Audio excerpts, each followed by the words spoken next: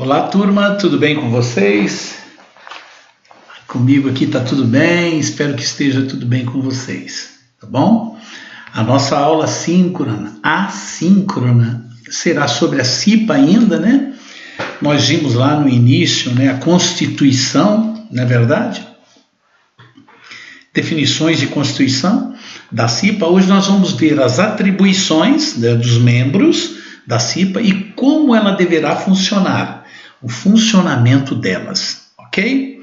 Vamos lá, mais uma vez, prevenção, Comissão Interna de Prevenção de Acidentes, CIPA, muito importante dentro de um estabelecimento, ok? Vamos lá, a comissão interna, como nós vimos em aulas anteriores, ela tem como missão, não é verdade? Ou seja, como objetivo principal, a prevenção de acidentes e doenças decorrentes do trabalho executado, né? De modo que a gente deve preservar a vida e a promoção da saúde do nosso trabalhador, né? Isso é a nossa prevenção da Comissão Interna de Prevenção de Acidentes. Beleza? Muito bem, nós falamos que nós vamos ver as atribuições hoje, né? As atribuições é um item lá da NR 5.16. O que fala das atribuições lá vai do 5.16 até o 5.22, tá ok? O 5.17, ela trata do trabalhador, do empregador, ou seja, as obrigações do empregador. O empregador tem que fazer o quê, pessoal? Ele tem que proporcionar a todos os membros da CIPA, dessa comissão, os meios todos necessários para a execução das tarefas descritas lá no plano de trabalho, no cronograma executado pelos membros lá. Então o empregador tem essa missão. Ele tem que proporcionar a esses membros todos os meios, sala, café, água gelada, chocolate, pão com manteiga, pão com mortadela, ou seja, qualquer coisa, você tem que organizar mídia disponível, não é verdade? Flipchart, um monte de coisa que a empresa tem que disponibilizar para que ocorra essa reunião desse órgão tão importante que é a CIPA, tá bom? Vamos lá. O 5.18 cabe aos empregados de lá, do estabelecimento. Primeiro, todos têm que participar das eleições, né, para poder eleger o que vai representar ele lá na CIPA, né? A CIPA é importante, ela é representativa, ela caracteriza por levar informações importantes para a prevenção de acidentes, tá ok? Ela deve colaborar com a gestão, é lógico, nas aplicações de medidas de prevenção, na verdade, e não ir contra, né? Indicar a CIPA e ao SESMIT, que é esse Serviço de Especialidade de Engenharia de Segurança e Medicina do Trabalho, e ao empregador situações de risco. Ela tem que indicar, falar, olha, tem um risco assim, e apresentar sugestões de melhoria. Isso é muito importante dentro da organização e dentro dos empregados, não é verdade? Ela tem que observar também, gente, e aplicar as recomendações de prevenção de acidentes e doenças decorrentes do trabalho. Tá certo? Muito importante essa atribuição dos empregados, né? Agora vamos ver os cipeiros. Nós vimos a composição lá da CIPA, não é verdade? Que tem que ter o presidente, que ele é indicado pelo empregador, não é verdade? Quais serão as atribuições de um presidente da CIPA? Primeiro, ele vai ter que convocar a reunião. Ele vai ter que coordenar essa reunião, manter o empregador informado sobre todas as decisões da CIPA, porque ele é o presidente e ele é o indicado pelo empregador, então ele tem que manter informado lá os diretores, os gerentes, sei lá, tá certo? Os superiores. Coordenar e supervisionar as atividades do secretário, né? O secretário é ele que indica, então ele tem que falar, coordenar todas as atividades dele e delegar as atribuições ao vice-presidente, não é verdade? Por exemplo, eu como coordenador de um curso qualquer, eu também delego algumas atividades ao meu vice-coordenador, tá ok? Atribuições do vice: executar atribuições que foram delegadas pelo presidente, é lógico. Substituir o presidente quando ele estiver ausente, né? Ou por afastamento temporário, ele tem que substituir, né? E se ele também precisar se afastar, aí os titulares de lá da CIPA vão se reunir para poder eleger em 2 dias só o vice-presidente. Ok? Para poder, um substituto para poder interagir lá. O item 5.19 é atribuição do presidente, o item 5.20 é atribuições do vice, o item 5.22, nós pulamos 5.21, depois nós vamos ver, o 5.22 diz o seguinte: atribuições do secretário, ele vai redigir, executar, realizar a ata, como eu faço muito, deverá ser bem clara ao que foi lá discutido e votado, preparar correspondência, elaborar relatório estatístico, ou seja, tem um monte de atividades e atribuições o nosso secretário. Agora o 5.21 estava faltando lá. Cabe ao presidente e ao vice-presidente, ou seja, essa ação conjunta desses dois é muito importante, porque não adianta ter o presidente e o vice-presidente trabalhando separado.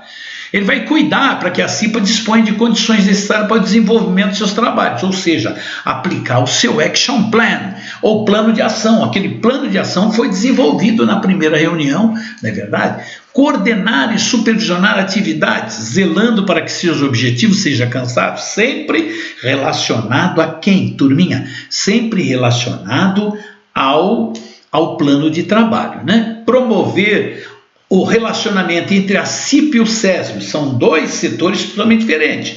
A CIPA é uma comissão interna, o SESM é um serviço especializado de segurança e medicina do trabalho, e a composição é outra, tá certo? Muito diferente. E não tem, pode ter empregados, mas ali tem o que? Tem engenheiro de segurança, tem médico de segurança, tem enfermeiro, tem técnico de trabalho, tá ok? É diferente. Divulgar as situações da CIPA a todos os trabalhadores do estabelecimento. É lógico, a CIPA ela não pode ser embutida. As informações geralmente estão naqueles quadros de refeitórios, na fábrica, dentro da fábrica, ou seja, em qualquer setor em que esteja no plano de trabalho, todas aquelas ações têm que ser comunicadas a ele. Encaminhar os pedidos e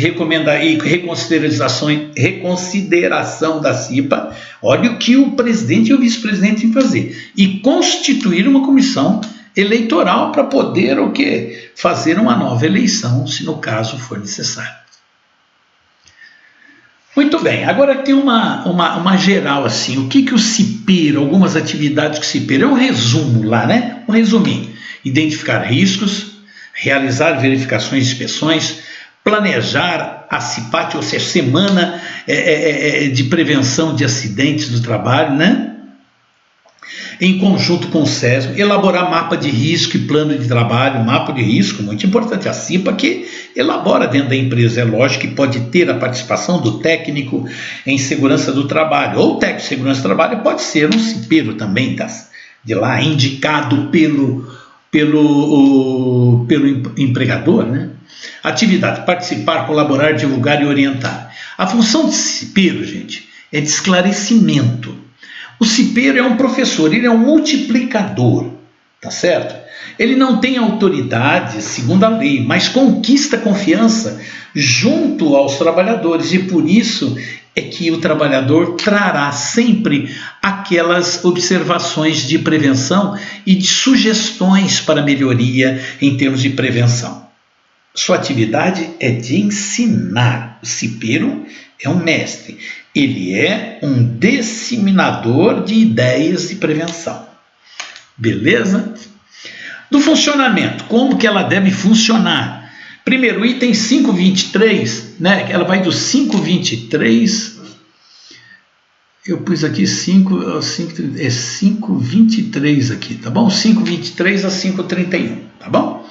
5.23 diz o seguinte: a CIPA terá reuniões ordinárias mensais, de acordo com o calendário. É lógico que numa primeira reunião você faz os calendários de reunião da CIPA e ela tem que ser executada. As reuniões ordinárias da CIPA normais, realizadas durante o expediente normal de trabalho e em local apropriado que o empregador designou. Aquela sala de reunião vai ser a sala de reuniões da CIPA, tá ok? Os 5 as reuniões da CIP terão atas assinadas pelos presentes e encaminhado cópias para todos os membros. É como faz, normal, pessoal. As atas devem ficar no estabelecimento à disposição de quem? Sempre do Ministério do Trabalho e Emprego. A fiscalização, ela pede que dê a ata da CIPA da reunião anterior. Porque se você não fez e está no planejamento, já vem um ferro de uma multa. Tá ok?